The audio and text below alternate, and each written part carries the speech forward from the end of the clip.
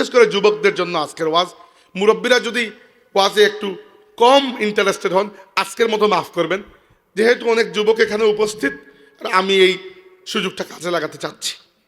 রাসূলুল্লাহ সাল্লাল্লাহু আলাইহি ওয়াসাল্লাম আমাদেরকে কিয়ামতের ব্যাপারে এবং কিয়ামতের আগে যা কিছু হবে এই ব্যাপারে খুব সতর্ক করে গেছেন। এরকম কিছু বিষয় নিয়ে, আজকের যুগ নিয়ে, এই যুগের ফিতনা নিয়ে কিছু কথা বলবো ইনশাআল্লাহ। আমরা একটা যুগের মধ্যে প্রবেশ করেছি, যে যুগকে আমরা নিজেরাই বলি আখিরুজ্জামান, অর্থাৎ শেষ যুগ। শেষ যুগ এজন্য বলি কারণ প্রত্যেকটা যুগের একটা ইঙ্গিত রয়েছে, আর এই যুগ আমাদেরকে জানায় যে এটা হচ্ছে শেষ যুগ। কিভাবে? কারণ আল্লাহ তাবারাকা ওয়া তাআলা এই পৃথিবীতে মানুষের সূচনা করেছিলেন নবুয়তের মাধ্যমে। প্রথম নবী যিনি, প্রথম মানুষও তিনি। আদম আলাইহিস সালাম প্রথম মানুষ, তিনি আবার প্রথম নবী। এরপরে পর্যায়ক্রমে হাদিসে এসেছে আল্লাহ পাক 1,24,000 নবী পাঠিয়েছেন। এদের মধ্যে আমরা খুব কম নবীদেরকে চিনি। কোরআন শরীফে মাত্র 25 জন নবীর কথা এসেছে, আর কোরআনের বাইরে তাফসির, হাদিসের কিতাব, এগুলো ঘেটে আমরা আরো 6-7 জনের নাম জানি, এতটুকু। এর বাইরে নবীদের নামই আমরা জানি না। কে কোন জায়গায় এসেছেন এই তত্ত্ব একমাত্র আল্লাহ তাআলা ছাড়া আর কারো কাছেই নেই। আর এই যে নবুয়তের সিলসিলা, এই নবুয়তের সিলসিলা আদম থেকে শুরু হয়েছে এবং আমরা জানি আমাদের নবীতে এসে শেষ হয়েছে। আজকে আরেকটা কথা বলি, যেটা হয়তো আপনারা নর্মালি শুনেন না, সেটা হচ্ছে নবুয়তের সিলসিলা আমাদের নবীতে এসে শুধু যে শেষ হয়েছে তা নয়, আমাদের নবীর হাতে নবুয়ত পরিপূর্ণ হয়েছে, পরিপূর্ণ হয়েছে। এবং একমাত্র আমরা সেই জাতি, সেই উম্মত, যাদের কাছে আল্লাহ এমন এক কিতাব পাঠিয়েছেন যে কিতাবের মধ্যে আল্লাহ বলেছেন আল ইয়াউমা আকমালতু লাকুম দীনাকুম ওয়া আতমামতু আলাইকুম নি'মাতি ওয়া রাদিতু লাকুমুল ইসলাম দীনা। আল্লাহর নবী সাল্লাল্লাহু আলাইহি ওয়াসাল্লাম বিদায় হজের খুতবায় আরফার ময়দানে প্রায় 1.25 লক্ষ সাহাবীর সামনে উপস্থিত, আর আল্লাহ পাক সেই মৌকায় এই আয়াত নাজিল করেছেন। 9 জিলহজ, ওই দিন ছিল শুক্রবার। আল্লাহ পাক জানিয়ে দিয়েছেন, আজকের দিন আমি তোমাদের জন্য তোমাদের দিনকে পরিপূর্ণ করে দিলাম, তোমাদের প্রতি আমার নিয়ামতকে আমি সম্পূর্ণ করলাম। নিয়ামত বলতে এখানে ওহী, আল্লাহর পক্ষ থেকে যে ওহী নাজিল হয়, পরিপূর্ণ করলাম। আর ইসলামকে তোমাদের জন্য একমাত্র দিন হিসাবে আমি আল্লাহ পছন্দ করে নিলাম। এরপরে আল্লাহ তাবারাকা ওয়া তাআলা আর কোনো নবী পাঠাবেন না, কারণ কি আর কোনো নবীর দরকারও নাই। যা হিদায়ত দেওয়ার আল্লাহ রাব্বুল আলামিন দিয়ে দিয়েছেন, এবং এই হিদায়তের মূল সিলেবাস অর্থাৎ কুরআনুল কারীমকে কিয়ামত পর্যন্ত হেফাজত করার জিম্মা আল্লাহ নিজের কাছে নিয়ে নিয়েছেন। ইন্না নাহনু নাজ্জালনা যিকরা ওয়া ইন্না লাহু লাহাফিজুন। আল্লাহ বলছেন এই উপদেশ বাণী আমি আল্লাহ নাজিল করেছি এবং এটিকে সংরক্ষণের দায়িত্ব আমি আল্লাহ নিজের কাছে নিয়ে নিয়েছি। হাজিরিন, তাইলে একটা ইঙ্গিত পাইলাম আমরা আখিরুজ্জামানের, যে আমাদের নবী শেষ নবী, এরপরে আর কোনো নবী আসবেন না। কি জন্য বললাম? আগেকার নবীরা একজন আরেকজনের ব্যাপারে সংবাদ দিতেন। ঈসা আলাইহিস সালাম তার উম্মতকে স্পষ্ট বলেছেন, وَإِذْ قَالَ عِيسَى ابْنُ مَرْيَمَ يَا بَنِي إِسْرَائِيلَ إِنِّي رَسُولُ اللَّهِ إِلَيْكُمْ مُصَدِّقًا لِمَا بَيْنَ يَدَيَّ مِنَ التَّوْرَاةِ وَمُبَشِّرًا بِرَسُولٍ يَأْتِي مِنْ بَعْدِ اسْمُهُ أَحْمَدُ। ঈসা আলাইহিস সালাম বলেছেন, হে বনি ইসরাইল, আমি তোমাদের কাছে এসেছি যে কয়েকটি বার্তা নিয়ে। এর মধ্যে একটি হচ্ছে আমার পরে এমন একজন রাসূল আসবেন যার নাম হবে আহমদ সাল্লাল্লাহু আলাইহি ওয়াসাল্লাম। কিন্তু আমাদের নবী সাল্লাল্লাহু আলাইহি ওয়াসাল্লাম নিজে বলেছেন আবার, আনাল আকিব আল্লাযী লাইসা বা'দাহু নবী, আমার একটা নাম হচ্ছে আকিব, আর আকিব হচ্ছেন তিনি যার পরে আর কোনো নবী আসবে না। তাইলে আমাদের নবী যে শেষ নবী, এতে তো কোনো সন্দেহ নেই। এবং তিনি অন্য কোনো নবীর আগমনের সংবাদও দিয়ে যান নাই। হ্যাঁ, সতর্ক করেছেন যে কিছু বন্ড আসবে। বলেছেন লা তাকুমু সাআতু হাত্তা ইয়াখরুজু দাজ্জালুন কাযাবুন করিবুম মিন সালাসিন কুল্লুহুম ইয়াজউমু আন্নাহু রাসূলুল্লাহ। কিয়ামতের আগে কমসে কম 30 জন বন্ড ব্যক্তি, যারা দাজ্জাল, যারা মিথ্যাবাদী বেঈমান মানব সমাজে আসবে এবং তারা প্রত্যেকেই নিজেদেরকে আল্লাহর রাসূল বলে দাবি করবে। বলুন নাউযুবিল্লাহ।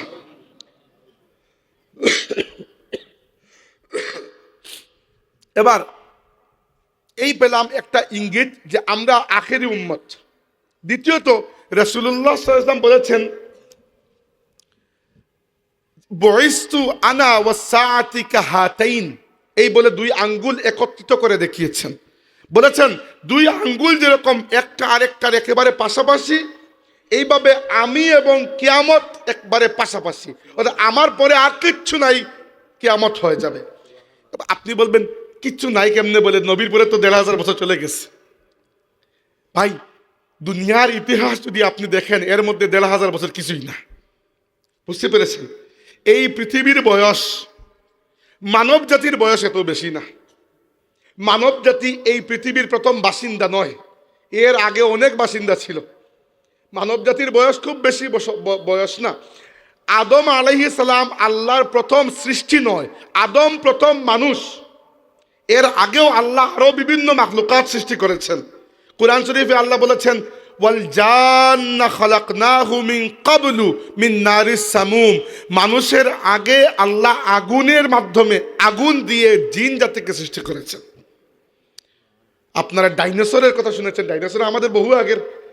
আদম আলাইহিস সালাম প্রথম মানুষ, কিন্তু প্রথম সৃষ্টি নয়। আল্লাহ এর আগে আরশ সৃষ্টি করেছেন, ফেরেশতা সৃষ্টি করেছেন, কলম সৃষ্টি করেছেন, কুরসি সৃষ্টি করেছেন, লাউহ সৃষ্টি করেছেন, অনেক কিছু। আর রাসূলুল্লাহ কি বলছেন, আমি এবং কিয়ামত একেবারেই নিকটবর্তী। কিভাবে? পুরো মানব জাতির এই যে বিশাল ইতিহাস, এবং এর চেয়ে বাড়িয়ে পুরো পৃথিবীর এই যে বিশাল ইতিহাস, এর চেয়ে বড় পুরো মহাবিশ্বে আল্লাহর তাম সৃষ্টির যে ইতিহাস, এর মধ্যে ১৫০০ বছর কিছুই না। ১৫০০ বছর কয়েক সেকেন্ডের মতো। অতএব রাসূলুল্লাহ সাল্লাল্লাহু আলাইহি ওয়াসাল্লাম আমাদেরকে কিয়ামতের ব্যাপারে এবং কিয়ামতের আগে যা কিছু হবে এই ব্যাপারে খুব সতর্ক করে গেছেন। এরকম কিছু বিষয় নিয়ে, আজকের যুগ নিয়ে, এই যুগের ফিতনা নিয়ে কিছু কথা বলবো ইনশাআল্লাহ। হাজিরিন, বিশেষ করে যুবকদের জন্য আজকের ওয়াজ। মুরব্বীরা যদি ওয়াজে একটু কম ইন্টারেস্টেড হন, আজকের মতো মাফ করবেন, যেহেতু অনেক যুবক এখানে উপস্থিত, আর আমি এই সুযোগটা কাজে লাগাতে চাচ্ছি। সম্মানিত হাজিরিন, যেটি বলছিলাম যে রাসূলুল্লাহ সাল্লাল্লাহু আলাইহি সাল্লামের উম্মত এই দুনিয়াতে আখেরি উম্মত, এরপরে আর কোনো নবী আসবেন না, অতএব উম্মতের কোনো হিসাবও আর নাই। অর্থাৎ কিয়ামত এবং কিয়ামতের আগে যা কিছু ফিতনা হবে সবই হবে আমাদের উপর, অন্য কারো উপর আর হবে না। এজন্য সতর্ক থাকা প্রয়োজন। রাসূলুল্লাহ সাল্লাল্লাহু আলাইহি ওয়াসাল্লাম বলেছেন, তোমাদের একদিন তার আগের দিনের চাইতে খারাপ হবে, প্রত্যেক আগত দিন বিগত দিনের চেয়ে খারাপ হবে। এভাবে খারাপ হতে হতে এক সময় গিয়ে কিয়ামত হবে, তোমরা আল্লাহর সাথে সাক্ষাৎ করবে। তাই খুব সতর্ক থাকা প্রয়োজন। ৪ নম্বর বিষয়টা হচ্ছে, রাসূল পাক সাল্লাল্লাহু আলাইহি ওয়াসাল্লাম অন্যান্য ইলমের সাথে আমাদেরকে কিয়ামতের আগে কি ঘটবে না ঘটবে, কীরকম ফিতনা দুনিয়াতে আসবে, এই বিষয়টিও খুব গুরুত্বের সাথে আমাদেরকে জানিয়ে গেছেন। এমনকি আপনারা হয়তো যারা মাদ্রাসায় পড়েছেন তারা তো অবশ্যই জানেন, আর যারা মাদ্রাসায় পড়েননি তাদের জন্য বলছি, আল্লাহ নবীর যে অসংখ্য হাজার হাজার হাদিস আমাদের কাছে আসে, এই সবগুলো হাদিসের মধ্যে যে হাদিসের মূল্য বা যে হাদিসের মর্যাদা সবচেয়ে বেশি, এই হাদিসের নাম হচ্ছে হাদিসে জিবরিল। যেভাবে কুরআন শরীফের সব সূরার মধ্যে সবচেয়ে বেশি মর্যাদাবান সূরা হচ্ছে সূরা ফাতিহা, আর আল্লাহর নবীর তামাম হাদিসের মধ্যে যতগুলো আমাদের কাছে সহিহ হাদিস হিসাবে সংরক্ষিত আছে, হেফাজত করেছি আমরা, এর মধ্যে সবচেয়ে মান্যবর গুরুত্বপূর্ণ হাদিস হচ্ছে হাদিসে জিবরিল। হাদিসে জিবরিল সব কিতাবের মধ্যেই পাবেন আপনারা খুঁজে। পুরো এই হাদিস আমি বলবো না, এর মধ্যে একটা টুকরা বলতে চাই। এই হাদিসকে হাদিসে জিবরিল কি জন্য বলা হয় জানেন?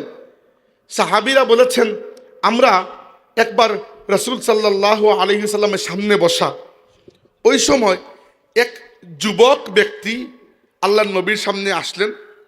তাকে আমরা কেউ চিনি না, অর্থাৎ মদিনার মানুষ নয়, মদিনার মানুষ হলে তো চিনতাম। আবার তিনি যে দূর থেকে এসেছেন, দূর থেকে আসলে চেহারার মধ্যে একটা ক্লান্ত ভাব হয় না? আমি ধরেন গাড়ি দিয়ে এসেছি, তবুও মুখের দিকে তাকিয়ে আপনারা বুঝবেন আমি একটু ক্লান্ত। কিন্তু তখনকার যুগে মানুষ উটের উপর সফর করতো, তো এটা ক্লান্তি আছে।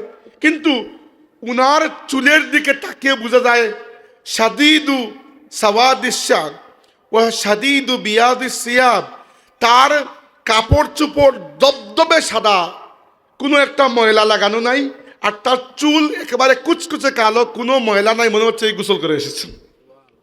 তিনি এসে খুব আদবের সাথে এইরকম দুই জানু হয়ে আল্লাহ রসুলের সামনে বসলেন এবং প্রশ্ন করতে শুরু করলেন। প্রথমে প্রশ্ন করলেন, ইয়া রাসূলুল্লাহ, ঈমান কি? প্রথমে প্রশ্ন করলেন ইসলাম কি, দুঃখিত, প্রথমে প্রশ্ন করলেন মাল ইসলাম, ইসলাম কি? আল্লাহ নবী জবাব দিলেন, আল ইসলাম আন তাশহাদা আল্লা ইলাহা ইল্লাল্লাহ ওয়া আন্না মুহাম্মাদার রাসূলুল্লাহ ওয়া ইকামিস সালাতি ওয়া ইতাইজ যাকাতি ওয়াল হজ্জি ওয়া সাওমি রমাদান আও কামা ক্বালা। অর্থাৎ ইসলাম হচ্ছে 5টি বিষয়ের সমষ্টি। প্রথমে এই সাক্ষী দেওয়া যে আল্লাহ ছাড়া কোনো মাবুদ নাই এবং মুহাম্মদ সাল্লাল্লাহু আলাইহি ওয়াসাল্লাম আল্লাহর রাসূল। 2 নম্বর নামাজ কায়েম করা, 3 নম্বর যাকাত প্রদান করা, 4 নম্বর হচ্ছে হজ পালন করা, আর 5 নম্বর হচ্ছে রমজান মাসে রোজা রাখা। জানি তো আমরা কালিমা, নামাজ, রোজা, হজ, যাকাত, এই 5 মিলে ইসলাম। তিনি বললেন সাদাক্তা, হে আল্লাহর নবী, আপনি সত্য কথা বলেছেন। সাহাবীরা একটু বিরক্ত হলেন, সত্যই তো বলবেন, মিথ্যা নাকি বলবেন নাকি? সাহাবীদের মহব্বত ছিল আল্লাহর নবীর সাথে বেশি, যে সত্য বলেছেন এটা তুমি কেন বলবে? এরপরে উনি প্রশ্ন করলেন মাল ঈমান, ইয়া রাসূলুল্লাহ, ঈমান কি? আল্লাহ নবী বললেন, আল ঈমানু আন তুমিনা বিল্লাহি ওয়া মালাইকাতিহি ওয়া কুতুবিহি ওয়া রুসুলিহি ওয়াল ইয়াউমিল আখিরি ওয়া তুমিনা বিল কদরি। ঈমান হচ্ছে 6টা বিষয়ের সমষ্টি। 6টা বিষয়ে বিশ্বাস করার নাম হচ্ছে ঈমান। আল্লাহর উপর বিশ্বাস করা, ফেরেশতাদের উপর বিশ্বাস করা, আসমানি কিতাবের উপর বিশ্বাস করা, নবী রাসূলের উপর বিশ্বাস করা, আখিরাতের উপর বিশ্বাস করা এবং তাকদীরের উপর বিশ্বাস করা। ওই যে ইমানে মুফাসসাল পড়েছিলেন, মনে আছে ছোটকালে মক্তবে? এটাই জি।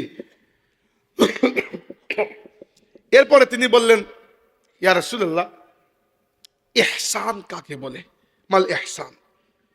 প্রথমে জিজ্ঞেস করেছেন ইসলাম, এরপরে ঈমান, এরপরে ইহসান। ইহসান শব্দের অনেক অর্থ হয়। একটা অর্থ হচ্ছে সৌন্দর্য, আরেকটা অর্থ হচ্ছে দয়া। আমি এখানে যে অর্থটা নিচ্ছি এটা হচ্ছে পারফেকশন, যে কোনো জিনিসকে করার ক্ষেত্রে পারফেক্টলি করা। একটা হচ্ছে যেমনি মনে হয় এমনি করে ফেলা, আরেকটা হচ্ছে যেভাবে হক আদায় হয় সেভাবে করা। তো তিনি জিজ্ঞেস করলেন ইহসান কি? আল্লাহর রাসূল সাল্লাল্লাহু আলাইহি ওয়াসাল্লাম জবাব দিলেন, আল ইহসানু আন তা'বুদাল্লাহা কাআন্নাকা তারাহু ফাইন লাম তাকুন তারাহু ফাইন্নাহু ইয়ারাকা। ইহসান হচ্ছে তুমি এমন ভাবে আল্লাহর ইবাদত করবে যেন তুমি নিজের চোখে আল্লাহকে দেখতে পাচ্ছ। ফাইন লাম তাকুন তারাহু, যদি আল্লাহকে তুমি দেখতে নাও পাও, ফাইন্নাহু ইয়ারাকা, এতটুকু মনে রাখবে যে আল্লাহ তোমাকে দেখতে পাচ্ছেন। অর্থাৎ 2টা লেভেল ইহসানের। একটা হচ্ছে সর্বোচ্চ, যে এমন ভাবে আপনি আল্লাহকে সেজদা করছেন যেন আপনি দেখতে পাচ্ছেন আল্লাহ তাবারাকা ওয়া তাআলাকে। যদিও আল্লাহকে দেখা সম্ভব নয়, আল্লাহ গায়েবুল গায়েব, আল্লাহকে জান্নাতীরা দেখবে জান্নাতে যাওয়ার পরে। হাদিসে এসেছে জান্নাতীরা 14 আরবি মাসের 14 তারিখের রাতে যেরকম পরিষ্কার আকাশে বিনা বাধায় চকচকা বিশাল পূর্ণিমার উজ্জ্বল চাঁদ দেখা যায়, জান্নাতীরা এইভাবে সরাসরি আল্লাহ তাবারাকা ওয়া তাআলাকে দেখবে। জান্নাতীরা, এই সৌভাগ্য তাদের হবে যারা দুনিয়াতে থাকতে আল্লাহকে না দেখে সেজদা করেছেন। আর সবাই তো এই লেভেলে পৌঁছাতে পারবে না, তাই না? আল্লাহ নবী বলেছেন এমন ভাবে আল্লাহর ইবাদত করবে যেন আল্লাহকে দেখছো। ফাইল্লাম তাকুন তারাহু, যদি বা না দেখো বা যদি এই লেভেল পর্যন্ত না পৌঁছাও যে মনের মধ্যে এতটুকু ইয়াকিন আসবে যে আমি আল্লাহকে দেখছি, কমসে কম এতটুকু ইয়াকিন রাখো যে আল্লাহ তোমাকে দেখছেন। এটা হচ্ছে ইহসান। তো ইসলাম হচ্ছে বাইরের দিকটা, ইমানটা আরেকটু ভিতরের, ইহসান আরেকটু ভিতরের। এরপরে তিনি বললেন, খুব সুন্দর প্রশ্ন করলেন যে মাতা সাআ, কিয়ামত কখন হবে? জরুরি প্রশ্ন, তাই না? আল্লাহ নবী সাল্লাল্লাহু আলাইহি ওয়াসাল্লাম জবাব দিলেন, মাল মাসউলু আনহা বিআলামা মিনাস সাইল। এই ব্যাপারে যিনি প্রশ্ন করেছেন ওরা তুমি, আর যাকে প্রশ্ন করা হয়েছে তারা একে অপরের চেয়ে বেশি জানেন না। অর্থাৎ কিয়ামত কখন হবে এটা যেমনি তুমি যতটুকু জানো অতটুকু আমিও জানি, আর যতটুকু তুমি জানো না অতটুকু আমিও জানি না। অর্থাৎ কিয়ামতের এক্সাক্ট ডেট আল্লাহ রাব্বুল আলামিন কারো কাছে বলেন নাই, আল্লাহ শুধুমাত্র ইঙ্গিত দিয়েছেন। কারণ এটি হচ্ছে আমাদের জন্য পরীক্ষা। ধরেন কিয়ামত বাদ দেন, আপনি যদি জানতেন যে আপনি এক্স্যাক্টলি 60 বছর 5 মাস 21 দিন হায়াত পাবেন, তো আপনি বাকি 59 বছর তো যেমনি ইচ্ছা, আর পরের বছর তাওবা করতে করতে আর সেজদা করতে করতে আপনি, কিন্তু এটা তো কোনো পরীক্ষা হইল না। পরীক্ষা হচ্ছে যে মৃত্যু যে কোনো সময় আসতে পারে, পরীক্ষা হচ্ছে যে কিয়ামত যে কোনো সময় আসতে পারে। এজন্য আল্লাহ এক্সাক্ট ডেট বলেন নাই। আর আল্লাহ নবী বড় সুন্দর জবাব দিয়েছেন যে এই ব্যাপারে তুমি যে আমাকে প্রশ্ন করছো, এই ব্যাপারে তোমার যতটুকু জানা আমার অতটুকু জানা। তখন উনি বললেন, ওই ব্যক্তি, যে আখবিরনি আনিল আশরাত বা আখবিরনি আন আশরাতিহা, হে আল্লাহর নবী, কিয়ামত কখন হবে এটা না হয় নাই জানলাম, কিন্তু কিয়ামতের 2টা আলামত আমাকে বলুন। কি দেখে চিনবো কিয়ামত কখন হচ্ছে বা কখন হবে নিকটবর্তী? আল্লাহর নবী সাল্লাল্লাহু আলাইহি ওয়াসাল্লাম বললেন, কিয়ামতের আলামত হচ্ছে আন তালিদাল আমাতু রাব্বাতাহা ওয়া আন তারাল হুফাতাল উরাতাল আলাতা রিআআন নাসি ইয়াতাতাওয়ালুনা ফিল বুনিয়ান। কিয়ামতের অনেক আলামত আল্লাহর রাসূল বললেন 2টা। একটা হচ্ছে দাসী তার মুনিবকে জন্ম দেবে। এটা অনেক কঠিন কথা, অনেকে বুঝতে পারেন না। এই কথার অনেক অর্থ, আলিমরা এই কথার অনেক অর্থ করেছেন। কেউ বলেছেন এই কথার অর্থ হচ্ছে আগেকার যুগের যে দাস বেচা কিনার রেওয়াজ ছিল ওইটা খতম হয়ে যাবে দুনিয়া থেকে। এখন তো দাস বেচা কিনার রিওয়াজ নাই, তাইলে কিয়ামতের একটা আলামত বোঝা গেছে। অথবা এই কথার এই অর্থ হতে পারে যে সন্তান তার মায়ের সাথে এমন খারাপ আচরণ করবে, এমন যুগ আসবে যে সন্তান খারাপ আচরণ করবে, মনে হবে নাউজুবিল্লাহ মা তার দাসী, আসে হচ্ছে মায়ের মুনিব। পুরোপুরি না দেখা গেলেও এই দৃশ্য মাঝে মধ্যে এখন দেখা যায়, তাই না? আর যত সময় যাচ্ছে এগুলো বাড়ছে। আর 2 নম্বরটা হচ্ছে ওয়া আন তারাল হুফাতাল উরাতাল আলাতা রিআআন নাসি ইয়াতাতাওয়ালুনা ফিল বুনিয়ান। এই চা খেয়ে আমার গলা শিফা হবে না, এরপরেও খেয়ে নেই, কারণ চা আমি এতবার চা খাই দিনের মধ্যে, কিন্তু গলা মানে না। 2 নম্বরটা হচ্ছে আল্লাহ নবী সাল্লাল্লাহু আলাইহি ওয়াসাল্লাম বলেছেন যে তুমি দেখবে একসময় যারা খালি গায়ে খালি পায়ে, মানে নগ্ন দেহ নগ্ন পা মরুভূমিতে ছাগল চড়াতো, এরা উঁচু উঁচু বিল্ডিং তৈরিতে একে অন্যের সাথে প্রতিযোগিতা করবে। এবং এর যে একটা জ্বলন্ত উদাহরণ আজকে আমরা আরবের জমিনে দেখতে পাচ্ছি। যারা সৌদি আরব, দুবাই, কাতার ইত্যাদি দেশ সম্পর্কে একটু খবর রাখেন, জানেন তো তারা কিরকম একজনের চাইতে আরেকজন, এক বাদশাহ, এক শায়েখ, এক আমিরের চাইতে আরেক আমির বড় বিল্ডিং কিভাবে বানাবেন সেই প্রতিযোগিতাই তারা আছে। একজন বানিয়েছেন 90 তলা, আরেকজন পরের দিন না আমি 100 তলা, আরেকজন 120 তলা, আরেকজন 150 তলা বানিয়ে দিয়েছেন। হচ্ছে না এরকম? বুর্জ আল খলিফার নাম শুনেছেন তো? সৌদি আরব একটা শুরু করেছিল জেদ্দা টাওয়ার, কতক্ষণ কাজ করে কাজ বন্ধ হয়ে গেছে। কারণ এই সকল বিল্ডিং বানানোর পরে দেখা যায় কোনো খামোখাই কেউ থাকেও না, এত উঁচু বিল্ডিংয়ে থাকতেও তো একটা মুসিবত। ভূমিকম্প আসলে নামবেন কীভাবে? নামতে নামতে 3বার ভূমিকম্প হয়ে চলে যাবে, তাই না? এরপরে মহাযন্ত্রণা, এগুলার আরও অনেক সমস্যাও দেখা যায়। কিন্তু তারা এগুলাকে প্রতিযোগিতা হিসাবে দেখছে, কম্পিটিশন, যে দুবাই আমার চাইতে কেমনে আগে যাবে, আমি দুবাইয়ের চাইতে আগে যাব। পরের দিন কাতার এসে বলবে আমি সৌদির চাইতে আগে যাব। অথচ আজ থেকে পৃথিবীতে খনিজ তেল আবিষ্কার হয়েছে 30 বা 40-এর দশকে, হয় 1930-এর দশকে, নইলে 1940-এর দশকে। আর আরব অঞ্চলে তেল আবিষ্কৃত হয়েছে বা উত্তোলন শুরু হয়েছে 1950-এর দশকে, সম্ভবত 1954 বা 58 সালে। এর আগ পর্যন্ত আরবদের না গায়ে ভালো কাপড়, না পায়ে ভালো জুতা, এবং দুইটাই কাজ ছিল বা তিনটা। যাদের দেশগুলোর সাথে সাগর আছে এরা মাছ ধরতো, মাছ চাষ করত, অথবা এরা ভেড়া বকরি চড়াতো, অথবা কেউ ব্যবসা করত। আরব অঞ্চলে তেমন ফল ফসল হয় না, তাই কৃষিকাজ খুব কম হতো, তারা ব্যবসা বাণিজ্য করত। এই ছিল কাজ। আর এখন দেখেন এদের সম্পত্তির কোনো সীমা আছে? কোনো সীমা নাই। তাহলে কিয়ামতের আলামত সম্পর্কে আল্লাহ নবী যে দুটি কথা আমাদেরকে বলেছেন হাদিসে জিবরিলের মধ্যে, এই দুটি কথা তো আমরা ফলতে দেখতে পাচ্ছি, তাই না? আচ্ছা, হাদিসটা শেষ করি। এই বলে কথাবার্তা শেষ হওয়ার পর ওই ব্যক্তি উঠে চলে গেলেন। সাহাবীরা বড় অবাক হলেন, কোন সে মানুষ আল্লাহর নবীর কাছে এসে এত জরুরি প্রশ্ন করলেন। প্রশ্নগুলো তো জরুরি, তাই না? উত্তর জানা জরুরি ছিল, কিন্তু সাহাবীরা এই প্রশ্নগুলা কখনো করেন নাই সেই অর্থে। তাই এই ব্যক্তি প্রশ্ন করায় সাহাবীরা খুব উপকৃত হয়েছেন, আমরাও হয়েছি। কিন্তু এই ব্যক্তি কে চিনতে পারছেন না। কয়েকদিন পরে রাসূলুল্লাহ সাল্লাল্লাহু আলাইহি ওয়াসাল্লাম ওমর রাদিয়াল্লাহু আনহুকে জিজ্ঞেস করলেন, ওমর, আতাদরি মানিস সাইল, চিনতে পেরেছ ওই দিনের প্রশ্নকারী কে ছিল? উমর বললেন, আল্লাহু ওয়া রাসূলুহু আ'লাম, আল্লাহ এবং রাসূল ভালো জানেন, চিনতে পারিনি আমরা।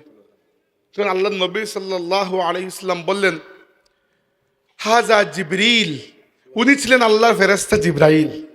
আতাকুম ইউআল্লিমুকুম দীনাকুম, তিনি এসেছিলেন তোমাদেরকে তোমাদের দ্বীন শিক্ষা দেওয়ার জন্য।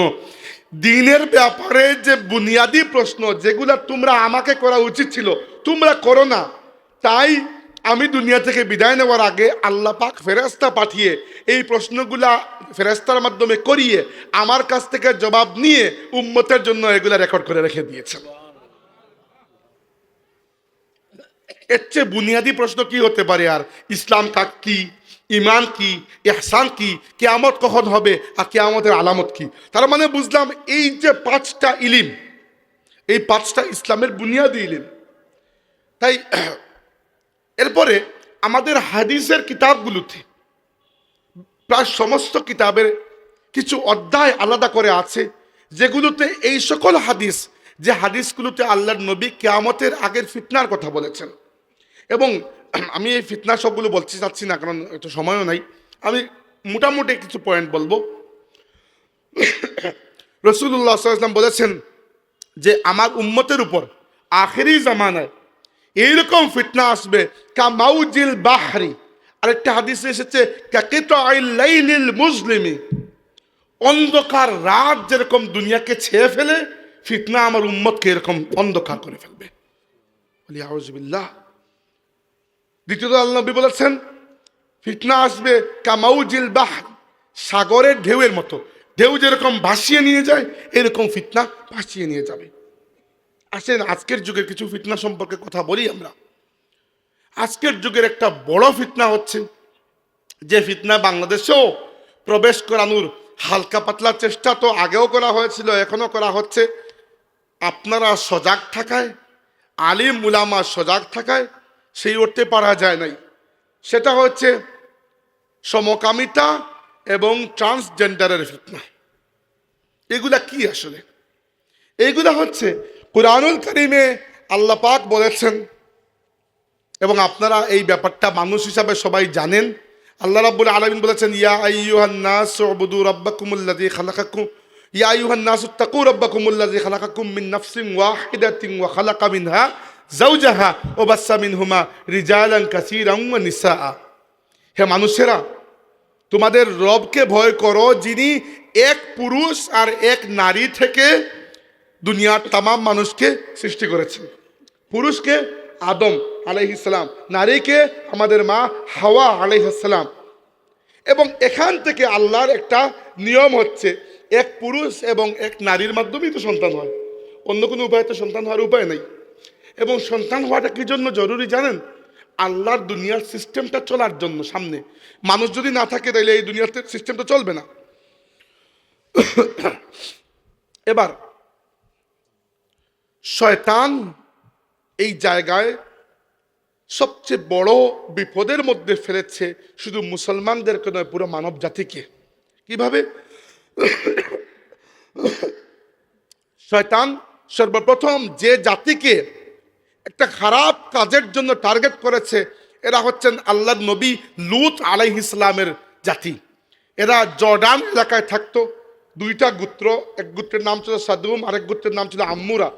এরা পৃথিবীর মধ্যে প্রথম জাতি যারা পুরুষে পুরুষে যৌনতা শুরু করেছিল। নাউজুবিল্লাহ, সমকামিতা বলে এটাকে।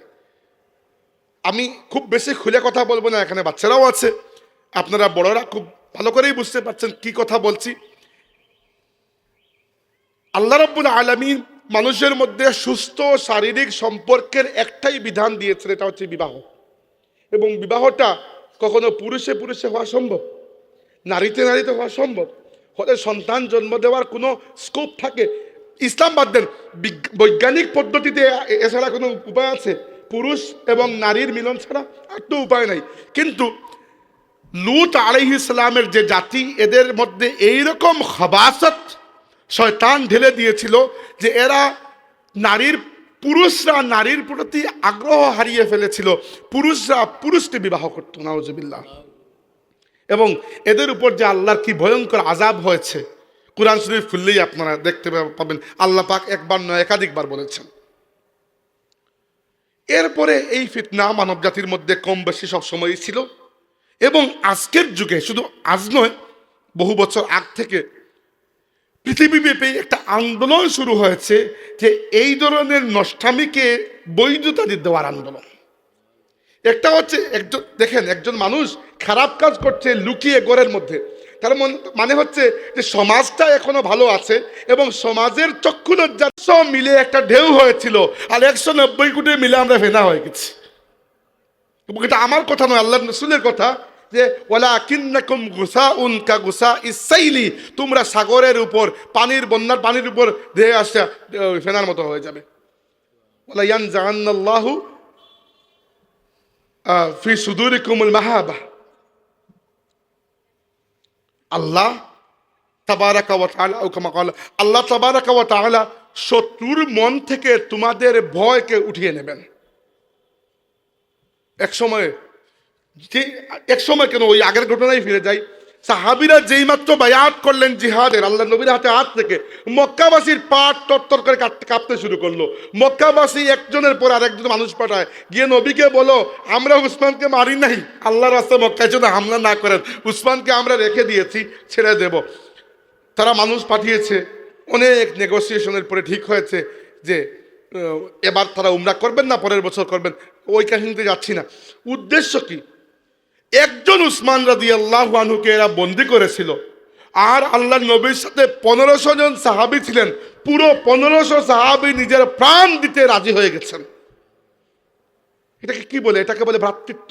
ইন্নামাল মুমিনুনা ইখওয়া, ইন্নামাল মুমিনুনা ইখওয়া। আল্লাহ বলেছেন মুমিনরা পরস্পর ভাই ভাই। আর আজকে মুসলিম বিশ্বের শক্তিশালী 5টা রাষ্ট্র যদি একত্রিত হয়, এটা হুমকি বা একটা সেনাবাহিনী পাঠানোর যে একটা তুড়জুড়, না পাঠানোর একটা তুড়জুড়, বা কেনই বা পাঠাইবেন না? তাহলে এই সেনাবাহিনী কি জন্য রাখছেন? খালি সিলেট দেওয়ার জন্য? 5টা শক্তিশালী রাষ্ট্র, সৌদি আরব ধরতে পারেন, শক্তিশালী একটা রাষ্ট্র আছে মুসলিম বিশ্বে, ইরান, পাকিস্তান, মালয়েশিয়া, টার্কি সুন্দর বলেছেন।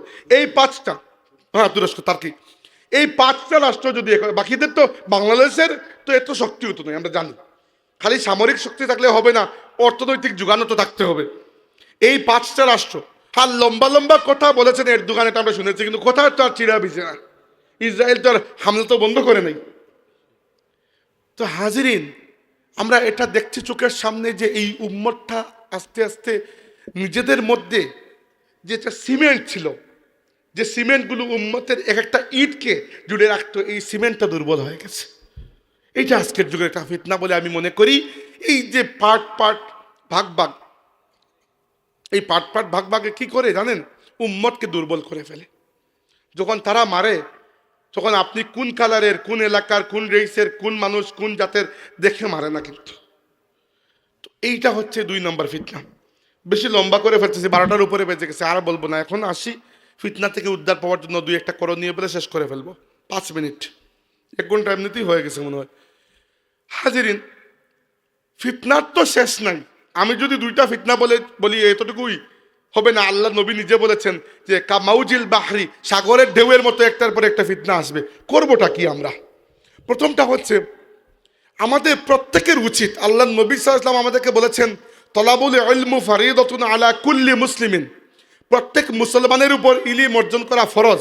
এই ইলিম মানে এই নয় যে প্রত্যেক মুসলমান পিএইচডি ডিগ্রি হাসিল করবেন, দরকার নাই। প্রত্যেক মুসলমান আইনজীবী হবেন, দরকার নাই। ডাক্তার হবেন, দরকার নাই। ইঞ্জিনিয়ার হবেন, দরকার নাই। এগুলা কিছু কিছু মানুষ হলে চলবে, কেউ না হলে আবার সমস্যা, কেউ কেউ হতে হবে ডাক্তার। কিন্তু প্রত্যেক মানুষকে তার দিনকে জানতে পারে এইরকম বেসিক ইলিম অর্জনের দরকার আছে কিনা? তরুণদের কাছে এটা আমার আকুল আবেদন। আজকাল বাংলা ভাষায় ভালো ভালো বই পাওয়া যায়। মাঝে মধ্যে আমরা এই ভার্চুয়াল জগৎ থেকে একটু সময় বের করে আল্লাহর দিনকে, কমসে কম আল্লাহর নবীর জীবনকে জানার একটু চেষ্টাটা করব। আপনি সিলেটে কেন, ওই আপনার এলাকায়, এটাই তো সিলেট, আল্লাহর রসুলের যে কোনো একটা জীবনী, সিরাতের একটা যে কোনো একটা বাংলা বই কিনে একবার পড়ে দেখুন আপনার নবী কে ছিলেন। খোদার কসম করে বলছি আপনার ঈমান তাজা হয়ে যাবে। আপনি ইসলামকে পালন করার যে বেসিক, যেগুলা মৌলিক আকিদা, মৌলিক ইবাদতের নিয়ম কানুন, তাহারাত, নামাজ, রোজা, এগুলার নিয়ম কানুন, এগুলা প্রত্যেক মুসলমানের জানা চাই। আগের যুগে আলিম তাদেরকে বলা হতো যারা লক্ষ লক্ষ হাদিসের হাফিজ ছিল। আর আজকের যুগে আমার মতো মানুষকে মানুষ আলিম বলে। কারণ কি জানেন, বাকিদের অবস্থা এত নেমে গেছে যে এখন মোটামুটি জানলেই মনে হচ্ছে অনেক বড় আলিম আল্লামা। আসলে কিছুই না। আজ থেকে কয়েকশো বছর আগে গেলে আমাদের মতো মানুষকে আলিম তো দূরের কথা, আলিমের ঘরে দারওয়ানও কেউ রাখবে না। এখন ইলিমের লেভেলে তো কমে গেছে যে এই অবস্থা হয়ে গেছে।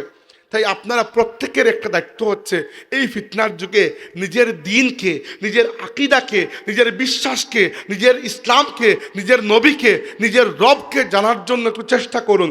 এই সামনে রমজান মাস আসছে, কোরআন শরীফের দিকে মনোনিবেশ করুন একটু।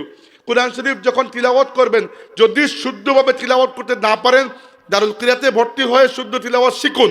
আর যখন শিখবেন কোরআন শরীফের খেদমতে নিয়োজিত হন, এবং পরবর্তীতে যখন আপনি কারি হয়ে যাবেন, এরপরে যখন তিলাওয়াত করবেন চেষ্টা করবেন সাথে একটু ব্যাখ্যা অর্থটাও পড়তে, তাহলে বুঝতে পারবেন আল্লাহ আপনাকে কি মেসেজ দিচ্ছেন। আর 2 নম্বর, পরের 1 নম্বর হচ্ছে আপনার দিনকে জানুন। আর 2 নম্বর হচ্ছে আপনারা যারা তরুণ, বিয়ে শাদী করেছেন, সন্তান আল্লাহ দিয়েছেন, অথবা যারা এখনো বিয়ে করেন নাই, বয়স হয়েছে, করবেন, আপনারা এখন থেকে নিয়ত করুন যে আপনারা ভালো বাবা মা কিভাবে হতে পারবেন। এটার একটা নিয়ত করুন, আল্লাহর কাছে দোয়া করুন। এগুলো জরুরি।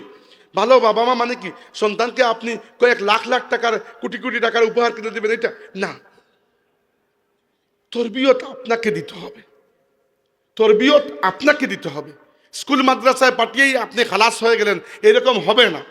আপনার সন্তানকে ঘুম পাড়ানোর সময় যদি গল্প করতে হয়, সেই গল্প ঠাকুরমার ঝুলি থেকে করবেন না, সেই গল্প খালিদ ইবনে ওয়ালিদের গল্প করবেন, সুলতান সালাহুদ্দিন আইয়ুবের গল্প করবেন, শাহজালাল ইয়ামুনির গল্প করবেন, হযরত ফুলতুলি সাহেবের গল্প করবেন।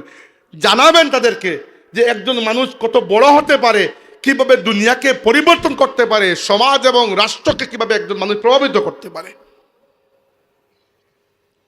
আর আজকে মোবাইলের যুগ, আমরা সবাই টেকনোলজির মধ্যে একেবারে মাথা ঢুকিয়ে দিয়েছি। আপনাদের একার দোষ না, আমারও সেম অবস্থা। কিন্তু শিশুদেরকে মোবাইল দেওয়ার ক্ষেত্রে একটু সতর্ক হবেন, চেষ্টা করবেন একেবারে কম বয়সে না দিতে। আর যদি এমন অবস্থা হয় যে না দিলে ভাতই গিলে না, তাইলে দেওয়ার সময় অন্ততপক্ষে দেখে দেবেন যে সে কি দেখছে, এটা অন্ততপক্ষে মনিটর করবেন। তাইলে কম বয়সে তাদের মনের মধ্যে ফিতনাগুলো আসর করবে না। একটা বয়স হওয়ার পরে যখন দুনিয়ার সাথে তাদের এনকাউন্টার হবে, তখন তাদের নিজের বুঝটাও মোটামুটি তৈরি হয়ে যাবে।